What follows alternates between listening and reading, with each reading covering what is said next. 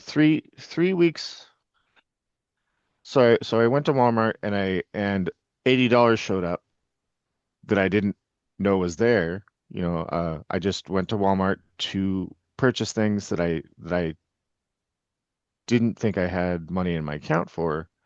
But and but when I got there was $80. And I realized that uh 3, 4 weeks before, or sometime maybe a couple months before, I had uh purchased uh uh a new phone. There was a deal at Costco to get a upgrade on my phone to switch to AT&T. And T. Mhm. And uh the thing was that they sent me a little notification I had to be present when UPS showed up with the phone, and I wasn't. And I put that I put that uh notification up so I could do it. And I guess I just hadn't ever gotten around to calling UPS to arrange a time where I could receive that new phone that I had paid for.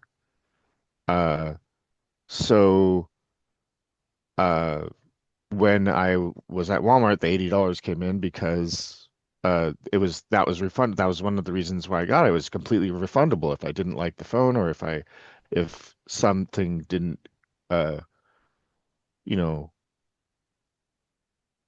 work right, or I couldn't get I didn't end up getting the package. uh they were just gonna refund me. And so that refund came in when I needed it. Yeah. And that's the thing, the universe will Mhm. provide. It always provides for us. We just have this, this alligator, whatever, lizard brain that wants to tell us all Hmm. fears, but it does. And of course, that's one of the things that all of us were learning from Leslie is the fact we are creating in the moment. We are created Hmm. in the moment. And if we believe that we are always, always, always provided for, it always, always comes in. Always. One way or the other, it just comes in. And yours came in through a Hmm. rebate because you went Hmm. back in Hmm. time at whatever time because it knew that it was you were going to do this and it just created it. So, yeah.